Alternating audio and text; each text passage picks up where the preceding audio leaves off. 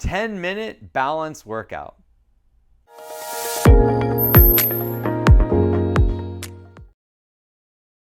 Hi, my name is Doug. I've been a physical therapist for 30 years, and welcome to the 10-minute balance exercise class. This program is perfect for anyone who wants to improve their balance, their stability, and their coordination. Each exercise we're going to do for 2 minutes. If you want to rest at any point in 2 minutes, you're welcome to do so. Most people that are doing this program, they're going to find they're going to need to rest quite a bit throughout the class. The goal is to be able to do all exercises in this class. There's 5 exercises total without stopping, but that could take weeks or months to get to that goal. Let's start with the first exercise. Oh, and to do these exercises, you'll need a sturdy chair in front of you and a good chair behind you. I have a cushion on this chair, and I recommend a pillow or a cushion on one of the chairs. Okay, let's get started. The first exercise is heel to toe standing. You want to put one foot in front of the other and then try to let go of the chair, balancing just on your feet with your feet touching. Once you lose your balance, you want to grab onto the chair and switch to the other leg. Now the goal for most of us is to try to get to 20 seconds on each leg. So 20 seconds standing heel to toe on the right leg, 20 seconds on the left leg. But a lot of people are going to find that when they let go, they've got to grab on right away with one hand or both hands. That's fine. In the beginning, as long as it challenges you, it's going to make this better. What I've learned in all my years of practice is that challenging your balance is the key to getting it better. So when you're doing a class like this, a balance challenge class, you want to make sure that you're struggling with it. If you're finding that it's really easy, let go. If you're finding that it's hard, it's perfectly fine to use your hands to make it a little bit easier so you can get through the exercise. If you can only do 5 seconds on each leg, that's a good start. Try to get to doing 5 seconds without holding on, and then slowly try to build that up to 10 seconds on each leg. Now I'm demonstrating about 10 to 15 seconds on each side, which is pretty good. But a lot of people that are doing an exercise class like this, they may only do a few seconds and then lose their balance. Now you want to make sure that your body is centered over your feet when you're doing this and that your knees are slightly bent. If you're finding this really difficult, it might be because you're trying to straighten your knees too much. You don't want to have your knees stiff. It's a lot easier to maintain your balance when you're walking and moving around when your knees are slightly bent, because that way you can adjust a lot more easily. When your knees are locked, it's like having 2 stiff podiums, and it's just really difficult if you feel that you're losing your balance to shift when your knees are all the way straight. So you want to keep going, keep changing legs. If you feel tired, you can just stand and follow along with us, or you can even sit down. Okay, we're going to do this for another few seconds, and then we're going to move on to the next exercise. Okay, so the next exercise is a pillow squat. So I want to sit down on my chair behind me. I can use my armrest, or I can cross my arms this way depending on my strength, and I'm standing up all the way and then sitting back down. I'm going to put that chair in front of me. So standing up and then sitting all the way back down, letting my weight go on the cushion. Standing up and then sitting down. Whenever you stand up and sit down, you want your head to come over your knees before you stand up. A lot of people have trouble standing up because they try to stand up with their weight behind their knees, and it's just a lot harder. You have to have a lot more muscle strength to do that.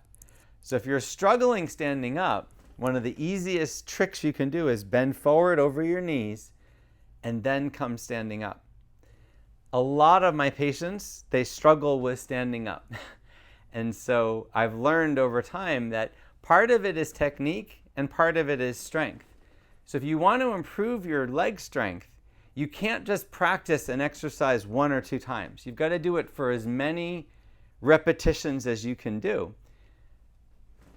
So that's why I have people put a pillow underneath them so that the person can do more repetitions. Because even if you use 2 pillows, which makes it easier, if you do 10 or 15 repetitions, that's really helpful. You can also use this chair in front of you to help you stand up if you're struggling.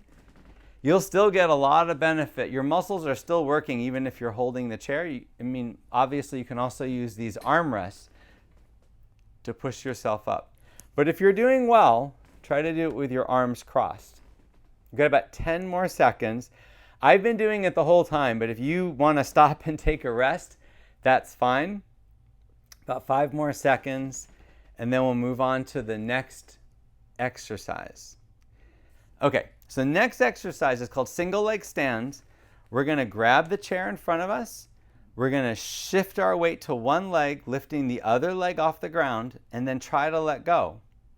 And this is just like tandem standing. We're going to try to let go for as long as we can.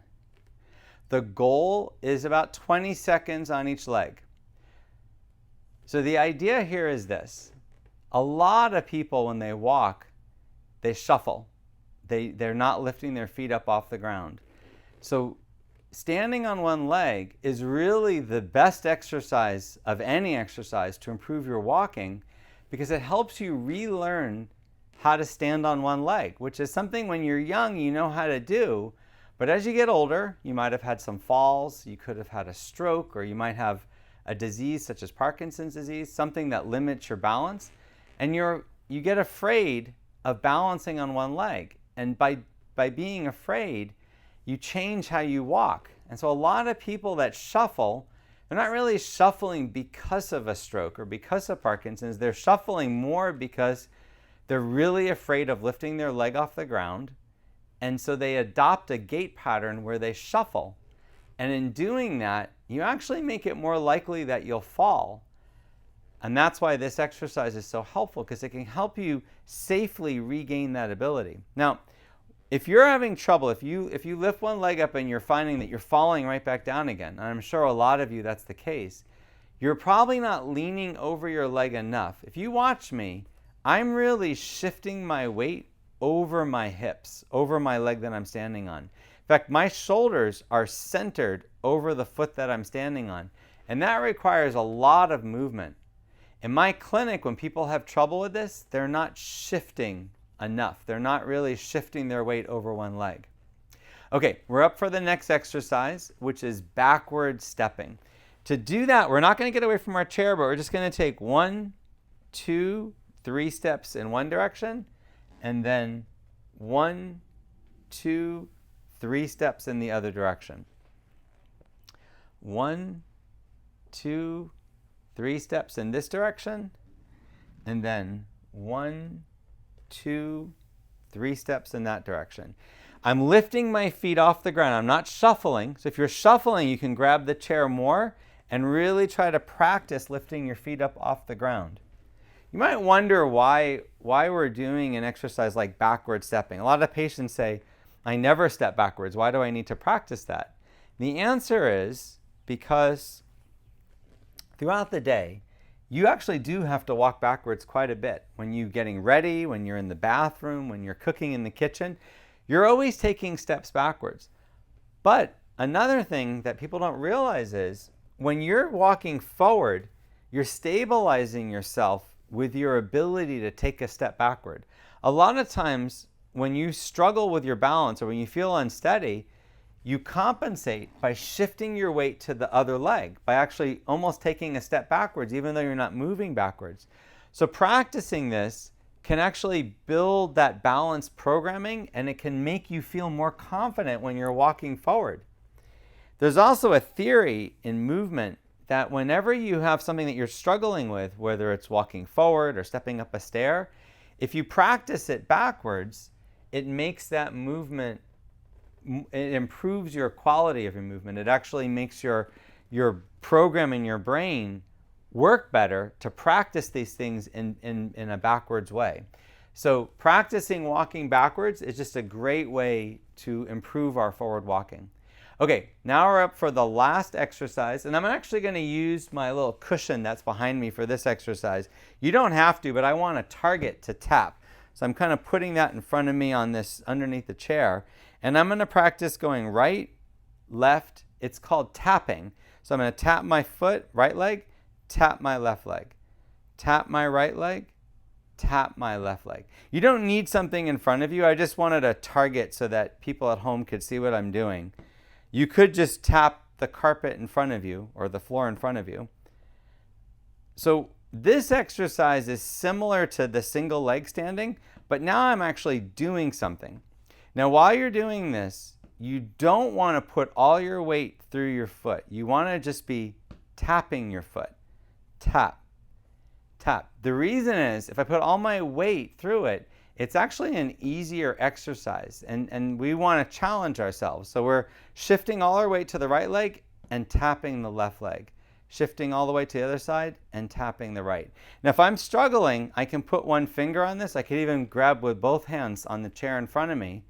But the goal is to be able to just go right and left for 2 minutes without holding on.